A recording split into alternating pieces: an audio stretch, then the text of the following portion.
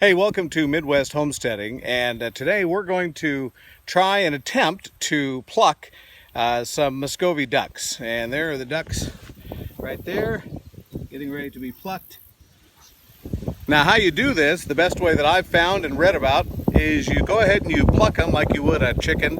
You scald them in a scalding tank at about 150 degrees. And then I've built a whiz-bang chicken plucker, so I pluck them in that. And then you get about 50 to 75% of the feathers off with that. And then what you do is you have a secondary scalding tank that has duck wax in it.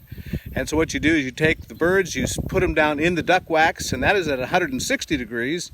And you put them down in there for 2-3 minutes, lift your duck up, drain the excess wax and water off of it, and then put that in an ice cold tank, or what I'm going to use is basically a big cooler with ice cold water in it.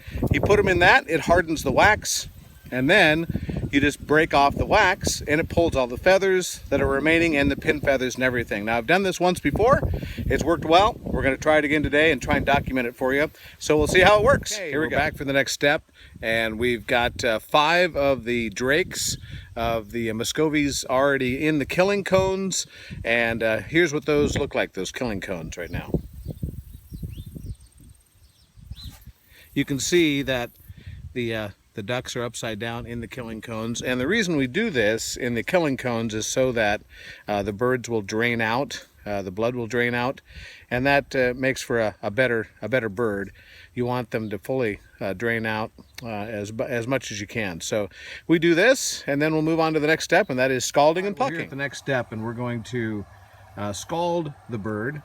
And this is the scalding tank that I built out of a 55-gallon drum. It has 2 water heater elements in the bottom of it that heats it up, and the ideal temperature is, I've found, is right around 150, which you can see maybe on my thermometer is a little bit over 150, but we're going to give it a shot. And I put some dishwashing liquid also in the water, which is supposed to help penetrate to the skin of the bird. And so we've got our bird here. It's ready to go, and we're going to put it in for about 2 minutes. Minute and a half, 2 minutes, something like that. You want to get the bird down in there as quickly as you can to get that water to penetrate those feathers. Sometimes they're a little difficult to get down in the water. Put that in there. And I go ahead and move it up and down to get the water to penetrate the feathers better. And this rascal's not wanting to, there we go, get him underwater there.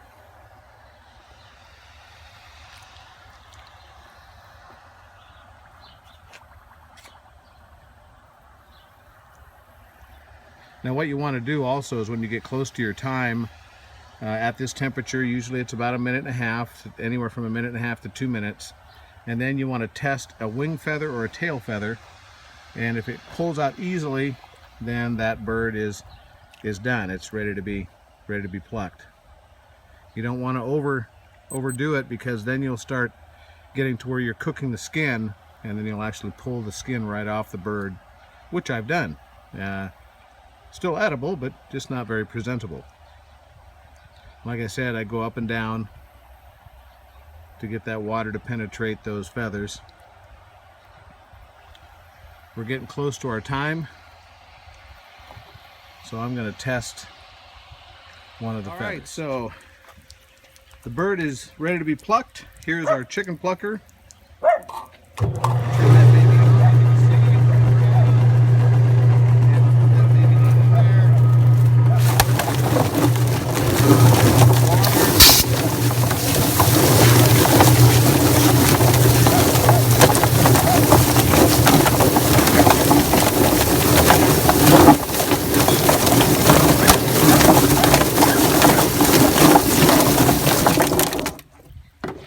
And we're looking for anywhere from 75 to 80% plucked if we can.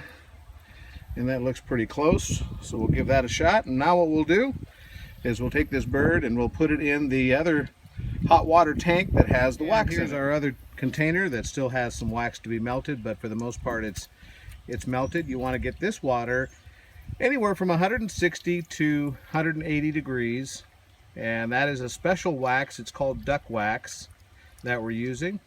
And so we're going to take our duck and we're going to put him down in there and get him covered with some wax here.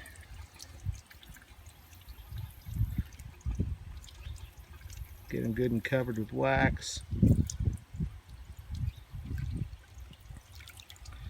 And now we'll let it drain.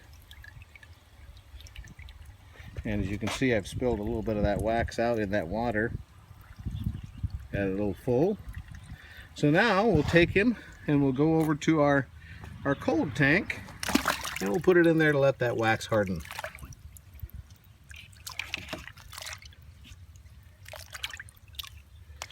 See how hard that is? See how stiff it is now? We'll let that go ahead and make sure it gets nice and stiff. And then we'll go on to the next step. There's the bird after it has all the wax on it. And what I'm going to do is go ahead and start just peeling away at the legs and get that wax off of there and pull any feathers off on the legs. Put it over here in my bucket where I can reuse that.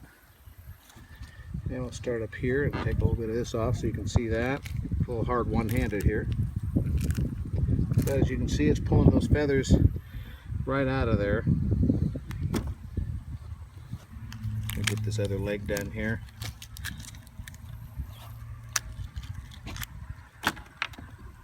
And pull this off down here.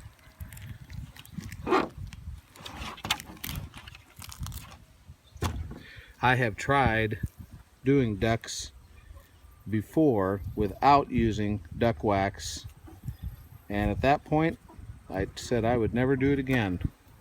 That was before I found out that there was such a thing as duck wax.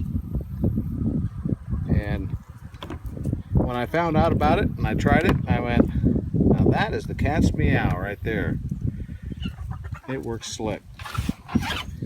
And I mean, I literally was trying to pluck 6 ducks and it took me literally all day to do it. And on top of it, I was listening to my favorite football team, my college football team, and they were losing, so it was even more of a frustrating day that day. Probably, which is why I said I would never do the thing again, plucking the ducks again.